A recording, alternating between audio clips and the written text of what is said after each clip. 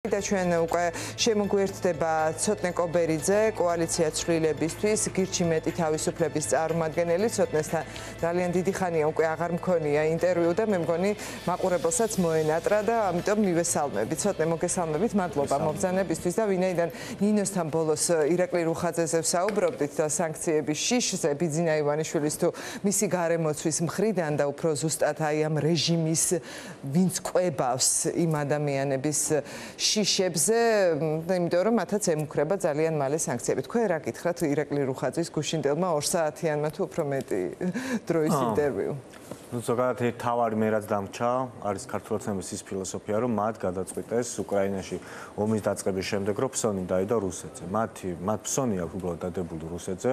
რუსეთი ამ კონფლიქტთან გამოვა გამარჯვებული, მერე დაალაგდება იმგვარი ტიპის წესრიგი, როგორც გამარჯვებულ რუსეთს მოეწონება და ამაზე გათვლილი როცა გაქმნერი ადამიანს, წარმოვიდგინეთ, რომ უმარის და მერაბის ჩხუბზე რომ დაგედო იმ რუსზე, ხო? მთელი ამ ჩხუბის განმავლობაში შენ ხო გექნებოდა იმის мотиваცია, რომ დაგინახა ის თუ რატო წააგეს მაგალითად მერაბი. დაგენახა ის თუ აი რა სუსტი მხარეები აქვს და რაზეც შენ გაქვსონი და ფული დადებული იმისკენ ხომ იქნებოდი დაახლოებით გულშემატკირო და ზუსტად ესია დღეს ქართულოცნებამ მე დავინახე რომ მათ ფსონი აქვს დადებული რომ მოხდება ისე რომ ტრამპი დათმოს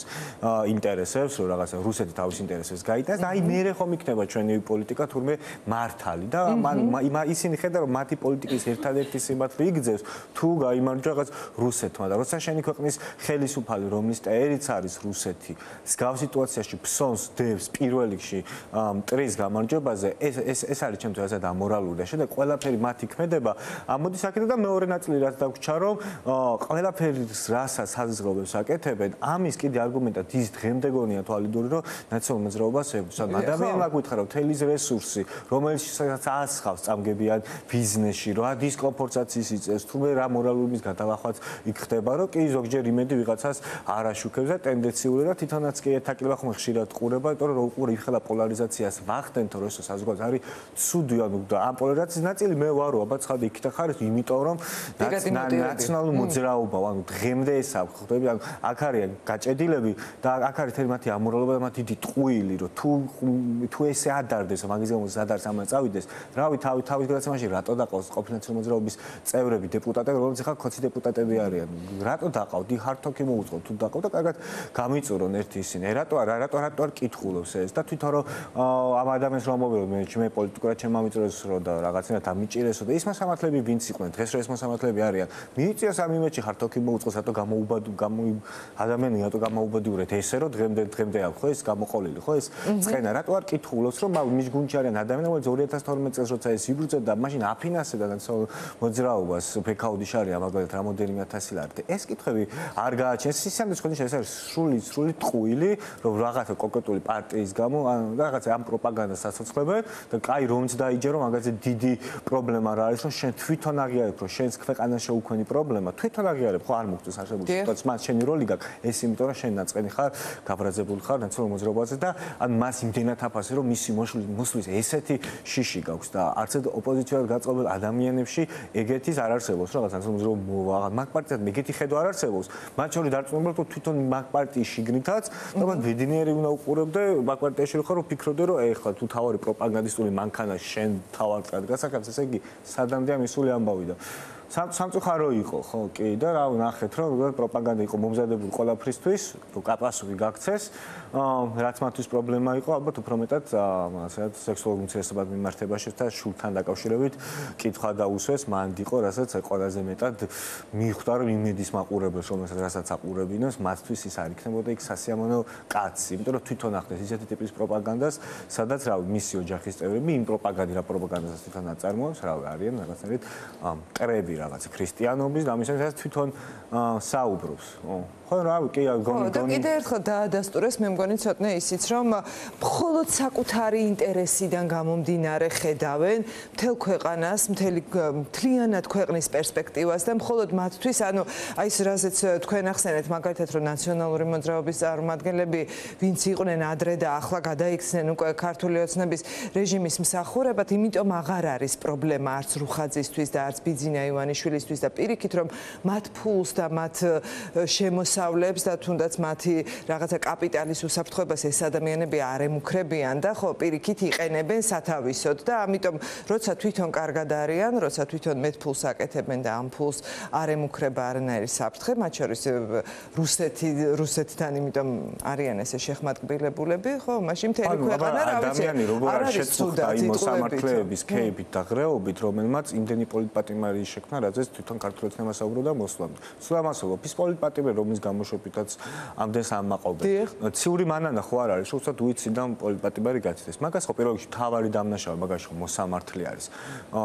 ხო ყველაფერში მოსამართლე იქნება დამნაშავე. შესაძლოა ხა იმ მოსამართლეზე ხა ღრეობას თვითონ რატო არ გააჩქოს, რატო არ აწყვო ეს ერთხელ მაინც ამ კითხვას რატო არ სვავს? მართლა რომ ვინმეს ეს სერიოზულად აწუხებდა. ცხადია პირიქით არის. ანუ თავარია მის ბანაკში იყო, თორე მის ბანაკში აგერ რავი 2 წლის წინ რო გახარია იყო და 3 წლის წინ ვინ შექმნა მის პოლიტიკურ ფიგურად? ტელეკომპანია იმედი ხო არის, ვინც ამაშათა პროპაგანდაში იყო ჩართული. ტიტრა დაწერდა სუპერძალოვანი მინისტრი. ტიტრი იყო სუპერძალოვანი მინისტრი და ახლა მოღალატე კოკაინში კიდე რა არის. არჩევისას ყველაზე დიდი რესურსი რომელმა არხმა დახარჯა. თვითონ ხო არა. დღეს ის უფრო მეტად მტერად რო ყავს დასახული, უფრო მეტად რო ვერ იტანს მისივე არხი, ვიდრე იმ მოსამართლეს, რომელიც თვითონ ასამართლებდა ამ ხალხს და თვითონ იმ ადამიანს, ვინც გუშინ ესე წუხდა. როგორ ჯდება ეს? რა ლოგიკა არის, ხო? ცხადია აქ ამ ლოგიკა არ არის. კი ბატონო და ცოტნე აი ზუსტად აი ეს პროპაგანდაც ირაკლი რუხაძეც და სხვა ბიძინა ივანიშვილის ასე ვთქვათ საცეცები, რომლითაც იკვებება რეჟიმი, მათ შორის ფინანსურ ნაწილში, არიან სანქციების სიაში, ხო? ყოველ შემთხვევაში ისინი ელოდებიან და ალბათ რუხაძეს საუბარშიც გუშინ ძალიან კარგად იკითხებოდა ის, რომ მას რეალურად ეშინია ნამდვილად ამ სანქციების და ისევე როგორც ეშინია ბიძინა ივანიშვილს. მოვისმინეთ გუშინ იყო ევროპარლამენტში დებატები, სადაც თავად ევროპარლამენტარებიც კი აკრიტიკებდნენ ევროკავშირს, იმიტომ რომ ახლა განცხადებების დრო უკვე აღარ არის, ახლა საჭიროა კონკრეტული ნაბიჯები, გადამწყვეტი ზომების მიღება ივანიშვილის არალეგიტიმური რეჟიმის წინააღმდეგ და ვნახეთ ასევე რომ ის ინაუგურაცია, რომელსაც თავად ბიძინა ივანიშვილი და მისი პროპაგანდა ასე გვაჩეჩებდა, რომ 20 იანვრიდან რაღაცეები შეიცვლებოდა, ტრამპის ინაუგურაციის დღესვე გამოქვეყნდა სია და ჩამონათვალი, სადაც პირველ საპატიო ადგილს ასე ვთქვათ იკავებს ბიძინა ივანიშვილი, ვის სანქციებს კიდე უნდა ელოდოს. აი ეს მოცემულობა რა რეალობას გვიქმნის უკვე აქ და აქ რა არის საჭირო იმისთვის, რომ რეჟიმი მართლაც აი გადაწყდეს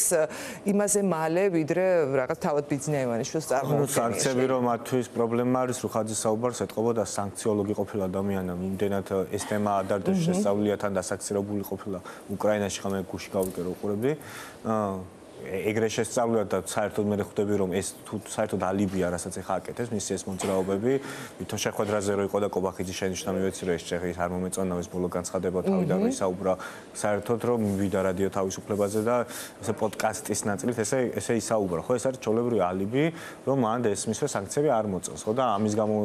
იქამდე ვინ დაუშალა საუბარი, იქამდე ვინ არ შეადარდა მას და პოდკასტს და ვის არ ქონია პრობლემები მის არხთან, რომ რა შეიძლება აქამდე ესაუბრა, ხო? და ცხადია, როცა რუსულ კანონმდებლობაში არ საუბრობდა და მე დაინახა რომ მართლა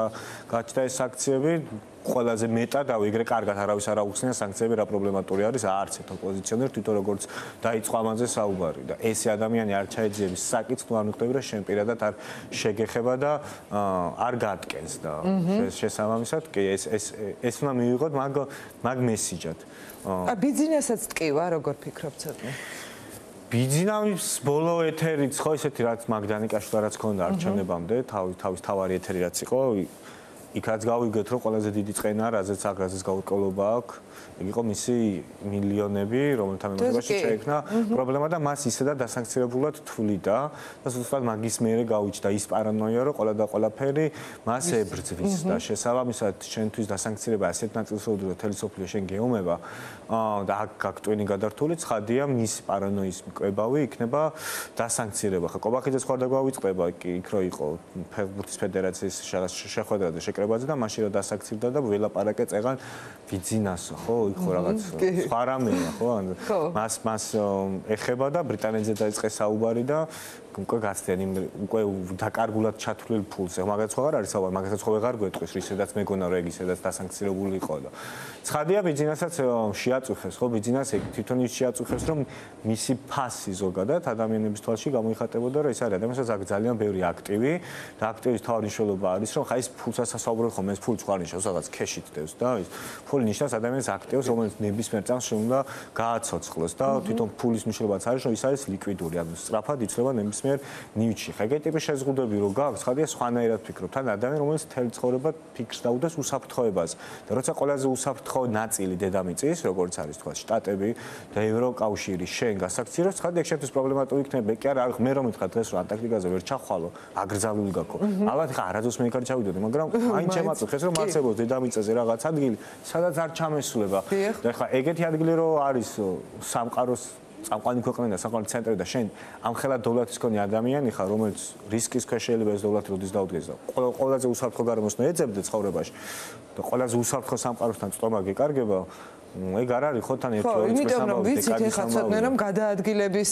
შეზღუდვა არ არის ბიზნეს ივანიშვილისთვის პრობლემა, იმიტომ რომ ის ისედაც არ გადაადგილდება არსად, მაგრამ აი მისი კაპიტალის, მისი ფულის გადაადგილების პრობლემა უკვე პრობლემაა მისთვის და განსაკუთრებით ბრიტანეთთან მიმართებაში ეს ძალიან კარგად გამოჩნდა, ხო? სასწრაფოდ მან დაიწყო ასე ვთქვათ, აი ამ ოფშორებიდან მთელი კაპიტალის გადმოზიდვა საქართველოში. როგორ ფიქრობთ, აი აქ ამ ოპერაციით ასე ვთქვათ რასაც ის ახლა ატარებს, ის ფიქრობს, რომ უფრო დაცული იქნება მისი ფული, როცა ხო ნათია თურნა ვაყავს, როცა კანონი მიიღო თუ აი რას ფიქრობს, როგორ გონია? ხო, მაგისთვის ემზადება აქ კონკრეტულად რაღაცები არ გაეჭედოს და საქართველოში ეს დააზღვიოს. ფისკალური და მონეტარული პოლიტიკა მის ხელში არის. აქ თავის პრობლემა ზუსტად ეგ არის და არაფორმალურ მართლობასაც ვეძახით რა ერთი კაცი არის, რომელიც აქ ქვეყანაში არის ფაშასავის და ქვეყნის ინსტიტუციები ემსახურება პარტიას და პარტიაზე მეტად ერთ კაცს. ანუ იმ პარტიაშიც კი საპატიო თავმჯდომარე ქვია რა, ვერ მოითმინა რომ ან თავმჯდომარე ყოფილიყო, ის საპატიო დაირქვა და ესეთ მდგომარეობაში მის ქვეყანაში აქ ეს ფული ოღონდ როგორ რამე ხა იცი თელი რესურსი და ხა იმის მეერო პირადად დახარჯვის საშუალება მომცე ჩემ უბანში რა მუხიანში მაგალითად კი რაღაცას დავიკმაყოფილებ მაგრამ რავი არის ფიზიკურად რაღაცას ვერ ვიყიდი იქ რასაც მე ვერ მივიღებ ანუ იმ ხორის ხარისს ვერ შეინარჩუნე ხო თუ არ გაცდი იმ არეალს რა მაგალითად რა მანქანის კიდევ არ მოგიდეს ხეში ავტობუსს რო არა გაგხვდი ეგეთია რომ საქართველოში რომ ამხელა დოლარს ქონდა ადამიანი ესე ჩაიკეტები ის ფული სადგა დაითარგმნება რაღაც რესურსად ხო რაღაც ხედვაც ხო გაქვს თან ბევრი ფული კეთებას ხარ მიჩეული იქ რაღაც კიდე რაღაც სხვა ის გიჩნდება სტიმულები რაღაც აი ეს ფაქტორები ყველაფერი ერთად ცოტნე გადატეხავს როგორ ფიქრობ სიტუაციას და ну არ ვიცი ახლა დროზე ლაპარაკი ალბათ არ იქნება სწორი ჩვენი მხრიდან მაგრამ მაინც რამდენად მალე ხო ну ჩემი აზრით ტემპერატურა უნდა იყოს მაღალი თუ ტემპერატურა იქნება ისეთი მაღალი რომელიც როგორც იყო დაახლოებით 2 თვის წინ როცა უფრო აქტიურად დაიწყო მე ქართულოცნების შიგით ადამიანთა თანამდებობის დატოვება ეგეთი პროცესი უნდა იყოს სანამ ხელახალი არჩევნები დაინიშნება იმიტომ რომ ეს სულ ამას ვიმაურებ რომ ჩვენ უბრალოდ ხელახალი არჩევნები არ გვჭირდება რა ჩვენ ხო უბრალოდ ახლიდან ფული ხარჯოთ ახლიდან ოქტომბერი გავამეორეთ რაღაც ვიაროთ ეგ ხო არ გვინდა ჩვენ გვინდა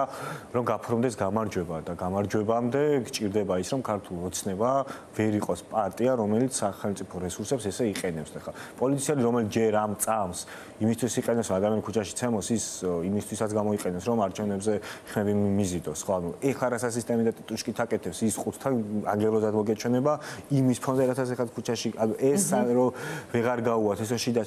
მას გამოიწევს და უკვე სუნი დადგება იმის რომ სიო ესენი წასულები არიან ნერი არჩევნები ამის გასაფორმებლად სახვეწარი თვითონ გაუხდება თუ რამე ფორმატი მოფიქრდეს რამენერად დალეგალდეს მათი წასვლა იქამდე უბრალოდ მე არ წარმომიდგენია მხოლოდ ესე ხელახალი არჩევნები და მივიღო და გაგვიხარდეს იმიტომ რომ არჩევნებს სჭირდება მოგება რომ მოუგო სჭირდება ის რომ ავი ხელისუფალი არ იყენებდეს რა მინიმუმ ძალადობაზე ვარ ხო უკვე საუბარი მართლა ადამიანს რომ მზად ხარ ვიღაცას აცემი და ქუჩაში ყოფი ადამიანი იმის მერე ხა ის არჩევნებთან მიმართებაში როგორ მოიქცევა ყველას გვისმის კი ბატონო, დიდი მადლობა ცოტნე, მადლობა ცოტნე კობერიძე კოალიცია ცვლილებისთვის გირჩი მეტი თავისუფლების წევრი იყო ჩვენი სტუმარი.